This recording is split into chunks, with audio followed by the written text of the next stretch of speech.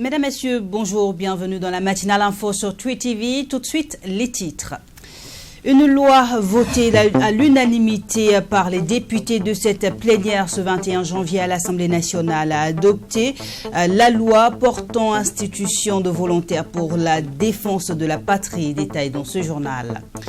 Et puis, 6 jours avant la clôture de l'enrôlement des Burkinabés de l'extérieur, seulement 14 000 personnes ont été enregistrées. Le premier responsable de la CENI, Newton Ahmed Barry, était face à la presse ce mardi pour faire le point de l'ensemble du processus électoral. Voilà pour les titres. Merci de nous suivre. 36 personnes ont été tuées ce 20 janvier dans une attaque terroriste dans la province du San-Matinga, informe le gouvernement dans un communiqué. Un groupe armé terroriste a fait irruption dans le marché de Nagraogo et a tué 32 personnes, marché qui a ensuite été incendié. Dans leur repli, les assaillants ont abattu 4 autres personnes au niveau du village de Alamou, toujours dans la province du San-Matinga. Un deuil national de 48 heures allant de ce mercredi 22 janvier à 0 heure au jeudi 23 janvier 2020 à 24 heures a été décrété sur toute l'étendue du territoire national. Je vous le dis en titre, les 24 députés présents à la plénière de ce 21 janvier ont adopté la loi portant institution de volontaires pour la défense de la patrie. Annoncée par le chef de l'État Kaboré, cette loi vient ainsi encadrer le processus de recrutement de volontaires pour la patrie dans le cadre de la lutte contre le terrorisme. Les précisions avec Michael Tougri. À l'unanimité, les députés ont voté la loi portant institution des volontaires pour la défense de la patrie. Composée de 4 chapitres et de 23 articles, cette loi vise, selon le gouvernement, à encadrer le recrutement de volontaires en vue de faire face à la menace terroriste. Mais avant le quitus des parlementaires, le ministre de la Défense devait répondre aux questions, notamment celles liées à la durée de formation initiale des volontaires, mais la nécessité du recrutement. À partir du moment où ils seront sur le terrain avec nos hommes, cette formation est continue en permanence. Parce que c'est bien, nous parlons beaucoup, c'est gentil, c'est beau, on fait de belles phrases. Mais vous croyez que ceux-là qu'on a en face de nous, ils ont fait quelle école? Vous connaissez la durée de leur formation? Bon, voilà, donc ils viennent, ils ouam, c'est ça la vérité. Non, il faut qu'on sorte des théories, ça c'est ce qui est concret. Désormais acter la loi sur le recrutement des volontaires pour la défense de la patrie devrait permettre de juguler la menace terroriste. Et le ministre de la Défense de rassurer les parlementaires que le recrutement de ces volontaires répond à plusieurs objectifs, dont la participation de la population dans la lutte contre la menace terroriste, l'amélioration du maillage sécuritaire du territoire burkinabé et la réduction du temps de réaction des forces de défense et de sécurité dans la lutte contre l'insécurité. Il relève des forces armées nationales. Et la discipline qu'il a au sein des forces armées nationales, ils vont la subir. Nous ne pouvons pas faire un maillage intégral du territoire. Mais si nous avons des éléments qui sont dans leur village, qui peuvent non seulement nous fournir des informations sur les déplacements des éléments terroristes, qui peuvent répondre aux premières attaques en entendant que nos troupes arrivent, nous pensons que cela va rapidement solutionner ce mal-là que nous subissons. Dans leur mission, ces auxiliaires des forces de défense et de sécurité pourront être amenés à l'utilisation des armes de guerre dans la sécurisation des intérêts sécuritaires de leurs villages ou de leurs secteurs de résidence. Ils sont soumis à l'obligation de réserve et de protection du secret. Et je vous propose de suivre à présent des réactions de quelques députés après leur vote. Nous l'avons voté effectivement à l'unanimité, c'est-à-dire que toutes les composantes de l'armée donnent un message ainsi à notre armée et à ces braves fils qui vont aller aux côtés donc, des militaires pour combattre, que nous sommes avec eux, nous faisons corps avec eux, nous sommes vraiment engagés à leur côté. Et que Dieu les garde. C'est le message qu'on a vraiment voulu les envoyer. Vous avez vu, il y a eu les débats, mais sur l'opportunité pour améliorer le texte. Mais quand il s'agit du vote, et c'est notre vote, c'est notre engagement aussi pour défendre la patrie. Les volontaires seront des auxiliaires des FDS. À ce niveau-là, c'était normal que les députés portent les préoccupations des populations et le ministre, globalement, a réussi à rassurer les députés que nous sommes et c'est pour cela que vous avez vu le vote à l'unanimité. Maintenant, le gouvernement a, l'autorisation d'aller continuer le travail sur le volontariat et nous espérons pour le bien de la nation que ce qui a été conçu pour être une solution, un apport positif à la lutte contre le terrorisme le sera réellement sur le terrain. Il s'agit d'une question de survie nationale et qu'on le veuille ou pas, ces inquiétudes ont été intégrées. Et comme on a eu des éléments de réponse, même si nous ne sommes pas tout à fait satisfaits, mais nous disons tout en fait que nous avons eu des éléments de réponse. Donc au vu de cela, nous pensons que c'est une loi qui peut aider un tant soit peu à gérer la crise que nous connaissons. Donc c'est pour cela que nous n'avons pas hésité un seul instant à donner notre caution pour que cette loi puisse voir le jour. Restons à l'hémicycle où une délégation de la Chambre consulaire du Burkina a été reçue par Alassane Bala Sakandé. La délégation conduite par Mamadi Sawadogo est allée présenter ses vœux au président de l'Assemblée nationale et lui exposer les difficultés que rencontre l'institution. Mamadi Sawadogo est au micro de Michael Tougri. L'audience de ce matin, j'essaie donc de venir avec une forte délégation du monde des affaires, conduite par la Chambre de commerce et l'industrie du Burkina Faso, pour présenter les vœux de santé, de prospérité, de la paix, de sécurité surtout, au président de l'Assemblée nationale et l'ensemble de ses collaborateurs. Comme vous le savez, la Chambre de commerce travaille avec l'Assemblée pour l'amélioration du climat des affaires, surtout dans le prise de certaines lois pour permettre donc l'émergence du secteur privé national. Nous avons les doléances qui sont déjà sur la table et qui consistent justement à l'amélioration du climat des affaires au Burkina Faso. Le président a bien voulu nous écouter et il nous a promis de venir nous rendre visite et échanger avec nous au niveau de la Chambre, en long et en large, pour mieux comprendre et permettant donc de prendre les décisions. Pour nous, c'est la loi sur la préférence nationale. Comme vous le savez, les entreprises nationales, partout, ils ont quand même une préférence qui varie d'un pays à l'autre. Au Burkina Faso, jusque-là, nous attendons cette loi-là pour un temps soit peu permettre, donc, comme je disais, l'émergence des entreprises nationales. À 6 jours de la fin de l'opération d'enrôlement des Burkinabés de l'extérieur, la Commission électorale nationale indépendante CENI a enregistré un peu plus de 14 000 enrôlés. L'annonce a été faite lors d'un point de presse ce mardi, point de presse qui a permis de faire le tour de l'ensemble du processus électoral. Des précisions avec Sonia Kokti. Exactement 14 525 Burkinabés de l'extérieur ont déjà été enregistrés sur le fichier électoral en vue des élections de 2020. Et le processus, encore en cours, prend fin dans 5 jours, alors que selon les prévisions, il était attendu 1 à 2 millions de Burkinabés de l'extérieur sur ce fichier. Cette faible mobilisation est perçue comme un échec pour certains qui avancent un défaut de communication. La CENI s'explique. Depuis 2 ans, je pense que vous nous en serez gré, nous sommes en campagne pour le début de l'enrôlement des Burkinabés de l'étranger.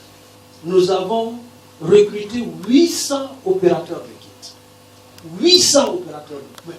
Une semaine après, nous avons dû remercier quelques opérateurs de kits parce que nous les avions disponibilisés, ils étaient en stand-by, ils ne travaillaient pas et il fallait les payer.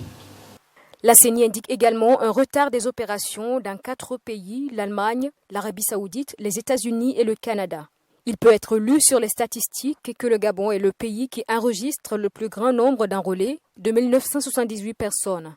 La campagne à l'extérieur du Burkina prend fin ce 26 janvier et celui à l'intérieur débute le 3 février prochain. Un traitement spécial est réservé aux déplacés internes et aux zones touchées par l'insécurité. Nous travaillons, comme je vous dis, sur une étude Mais nous travaillons aussi avec une commission de sécurité pour évaluer l'exacte situation. C'est-à-dire, quels sont les villages aujourd'hui où les gens sont totalement partis. Et s'ils sont partis, est-ce qu'on peut les tracer?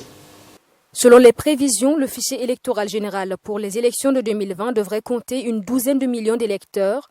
Afin de permettre au maximum de Burkinabés de participer à ces élections, la CENI a mentionné l'idée de voter avec des CNIB qui expirent en 2020 au cas où le renouvellement tarde, une idée qui devrait d'abord être soumise au gouvernement. Quelle réforme de l'administration pour une meilleure efficacité dans son action? C'est sous ce thème que s'est tenu le premier conseil d'administration du secteur ministériel de la fonction publique. Les résultats des travaux permettront d'élaborer une feuille de route et les stratégies de sa mise en œuvre. Bénédicte Sankara. Faire des propositions idoines pour opérer des réformes au sein de l'administration afin d'impulser une dynamique dans l'action de celle-ci, c'est ce à quoi vont s'atteler ces acteurs du ministère de la fonction publique à l'occasion de ce premier CACEM de l'année 2020. 2019 aura été difficile pour le Burkina Faso en général et pour ce ministère en particulier qui a enregistré un grand nombre de travailleurs parmi les populations déplacées. Le projet de rapport indique que plusieurs actions ont été menées, toute chose qui a permis d'atteindre un taux global de réalisation des activités de 69,06% et un taux global moyen des structures du ministère de 87,39%. À ce titre, l'on peut citer l'organisation des concours de la fonction publique, la prise des actes de carrière, la poursuite des actions de réforme de l'administration, la poursuite de la promotion du dialogue social, la poursuite des concertations pour la relecture du Code du travail et les lois sur la sécurité sociale, l'opérationnalisation progressive de l'assurance maladie, la poursuite des actions de protection sociale, la redynamisation des actions du Fonds d'appui aux travailleurs déflattés et retraités. En termes de programme d'activité pour l'année 2020, plusieurs défis sont à relever selon le premier responsable du département. Il s'agit entre autres de la construction d'un bâtiment au profit du ministère, de l'élaboration de la cartographie des risques des structures et de la prise des actes de carrière dans les meilleurs délais. La poursuite des actions de réforme et de modernisation de l'administration. Cette tâche incombe au secrétariat permanent de la modernisation, la finalisation de la relecture du Code du travail et des différentes lois sur la sécurité sociale en vue de leur adoption cette année. La Direction générale du travail est fortement engagée sur cette question. La promotion du dialogue social et de l'éducation ouvrière. La poursuite d'une meilleure application de la législation sociale dans le secteur privé.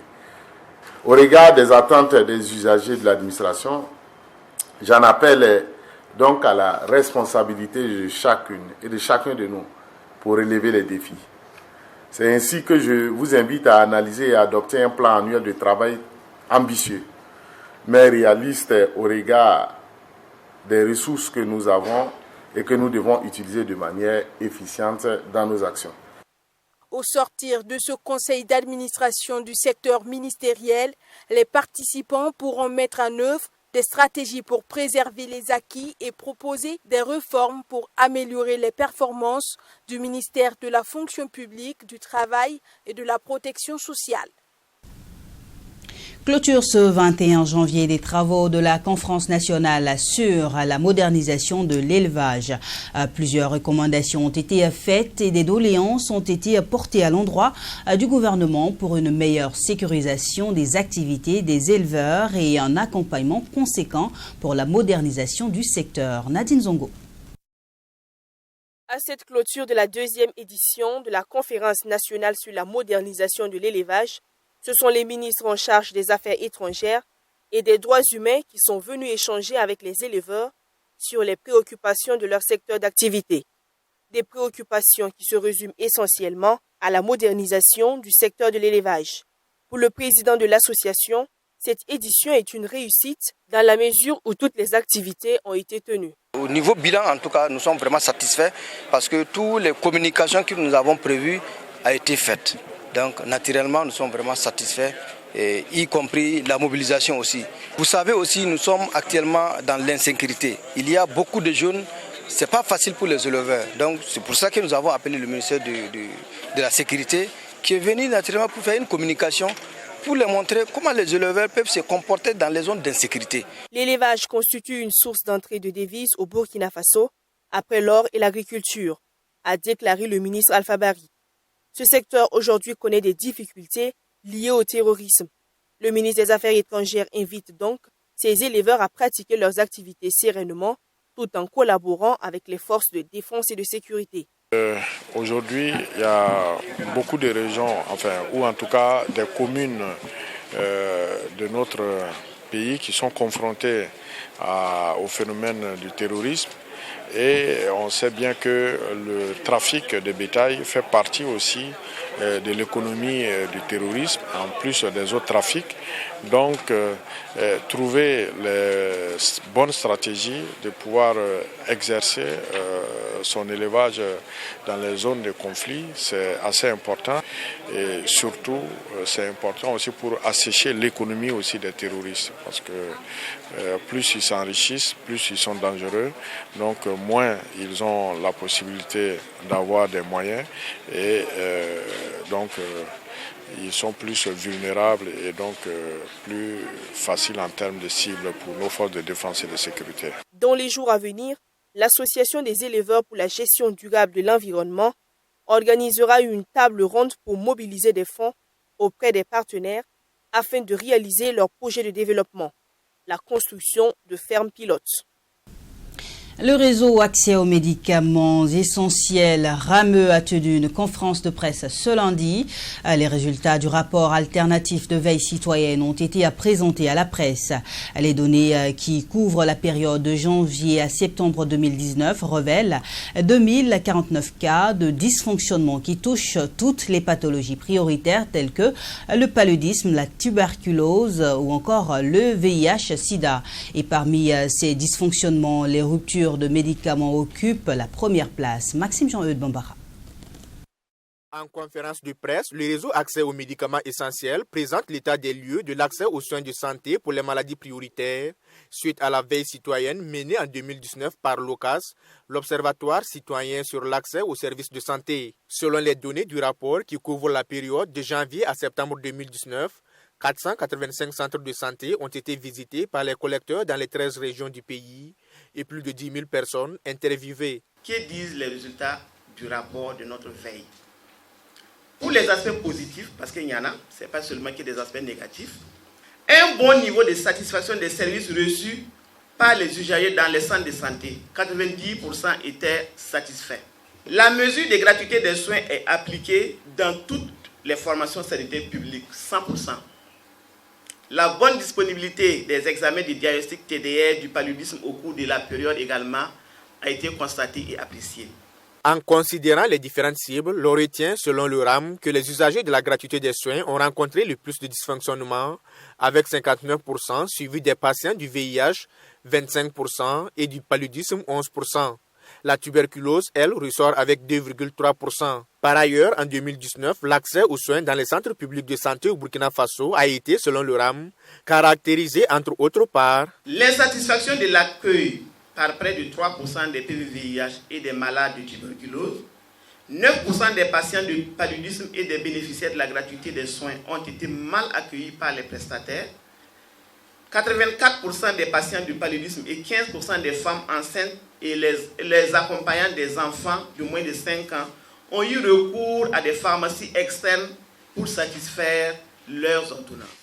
Le réseau accès aux médicaments essentiels interpelle donc le gouvernement à plus d'engagement pour garantir des soins de qualité aux populations, les autorités municipales à plus d'implication dans la gestion des formations sanitaires et des agents de santé à base communautaire, ainsi que le personnel des centres publics de santé au respect de la déontologie de leur métier.